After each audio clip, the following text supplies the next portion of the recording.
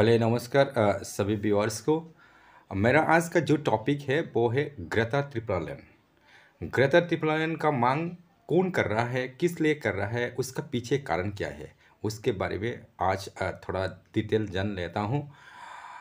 मैं अभी जो ग्रेटा थुनबर्ग के बारे में बोलने जा रहा हूँ वो है त्रिपुरा को सेपरेट करके दूसरा राज्य बनाने का मांग। वहाँ का इंडिजिनस पीपल या तो वहाँ का निवासी पहले से जो रह रहा था उसका ही मांग है।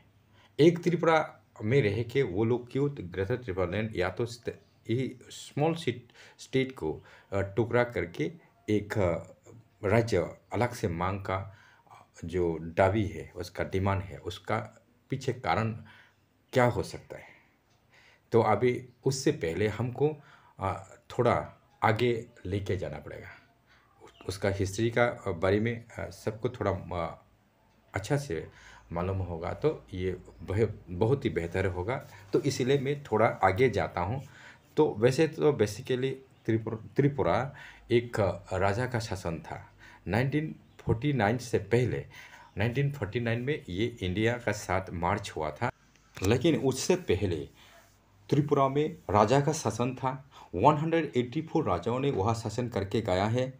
ये हिस्ट्री में, वर्ल्ड हिस्ट्री में या विश्व में the largest monarchy system in the world कहा जाता है। लेकिन अभी वहाँ इंडिजिनस पीपल का जो लाइफस्टाइल या तो उन लोगों का जीवन बहुत खतरा में है। वहाँ उन लोगों का जीवन में उन लोगों का साथ बहुत धोखा हुआ है। उन लोगों का बहुत नाइंसाफ़ी हुआ है गवर्नमेंट का साथ।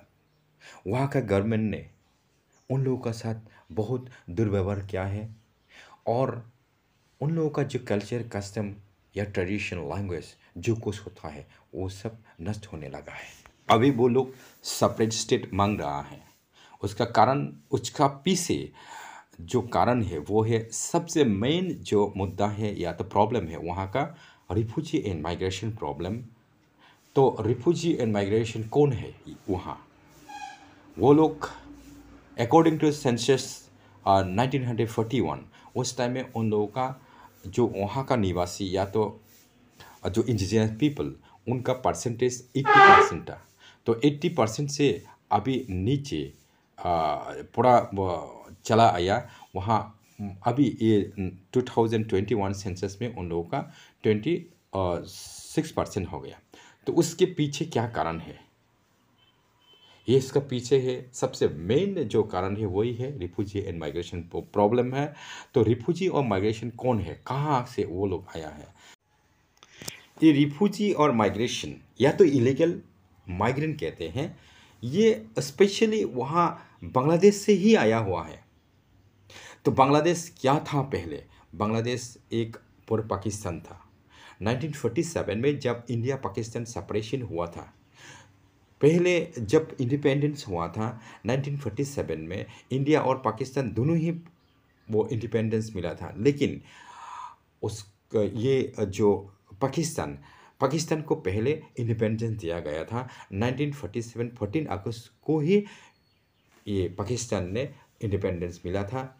और उसके एक दिन बाद मतलब 1947 15 अगस्त को ये इंडिया ने इंडिपेंडेंस हुआ था।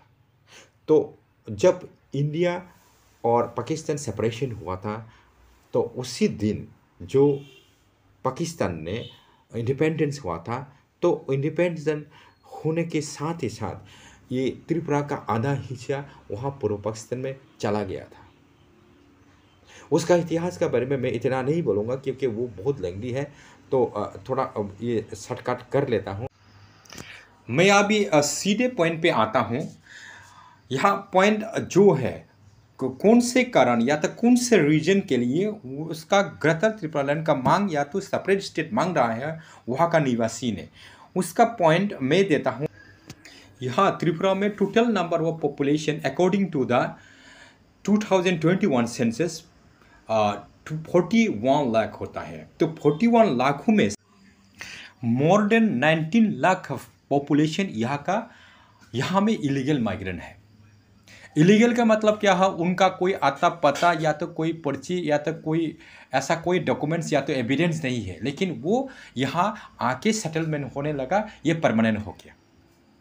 तो वही लोगों का कारण ही यहाँ जो जितने गवर्नमेंट फॉर्म हुआ था, वही लोगों को पावर में, या तो वो लोग पावर में आने के लिए वही लोगों को यूज़ करके वो पावर में बना है।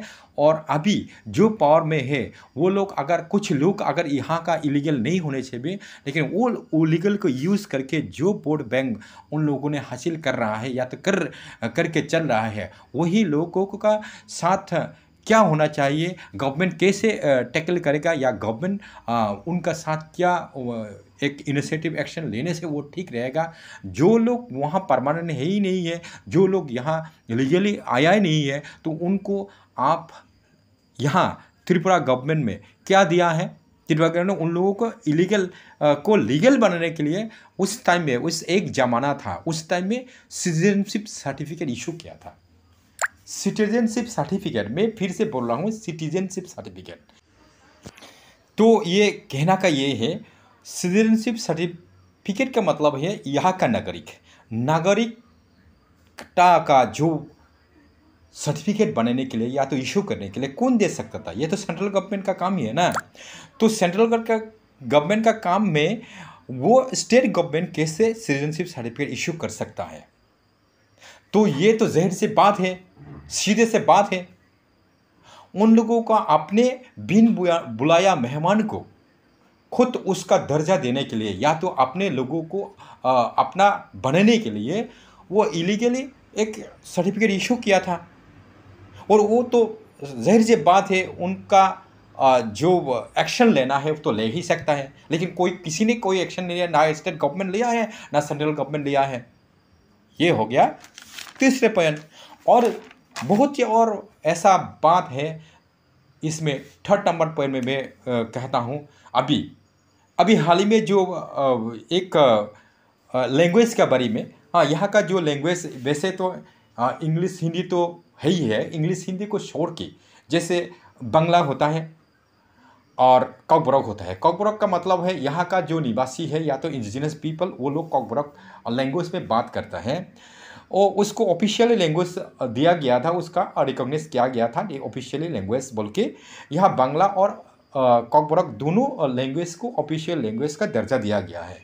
लेकिन अभी हाल ही में जो प्रॉब्लम हुआ था, यहाँ हमारा एक इंटरनेशनल एयरपोर्ट है, हमारा जो राजा है, किंग है, ये महाराजा वीर विक्रम किशोर मणिक का नाम में एक इंटरनेशनल एयरपोर्ट है।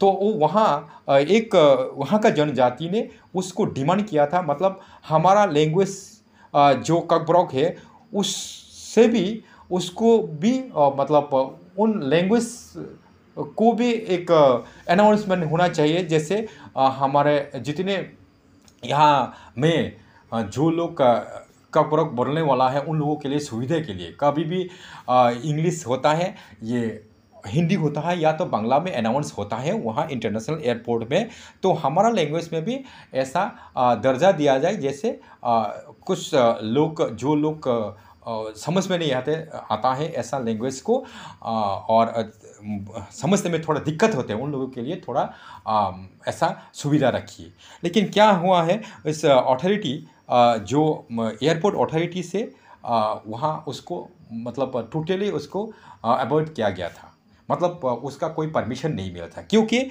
उन लोगों का कहना है क्या है, उसमें इंग्लिश हिंदी और कोई भी एक रीजनल लैंग्वेज को ही हम लोग चूज़ कर सकता हूँ।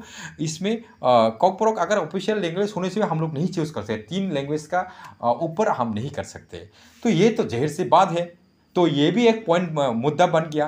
आप एक ही राज्यों में दो वासियों को या तो बिलिंगुअल होके जो लोग यहाँ रह रहा है उनका जो लैंग्वेज अलग से लैंग्वेज में वो बात करते हैं, वो भी अलग से लैंग्वेज में बात करते हैं, उनको डेवलपमेंट करने के लिए वो जो लोग जिस लैंग्वेज में बात करता है वही लोगों ने उसका कम्युनिटी को डेवलप कर सकते हैं। बांग्ला बोलने वाला वो कभी भी वो कॉकबरॉक सीख के उसको डेवलप नहीं कर सकते।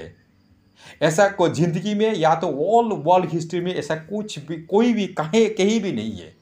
तो ये भी उन लोग का 4 नंबर पॉइंट जो मांग है या तो उसका पीछे जो कारण है और जो ग्रेटर ट्रिपल लैंड के लिए।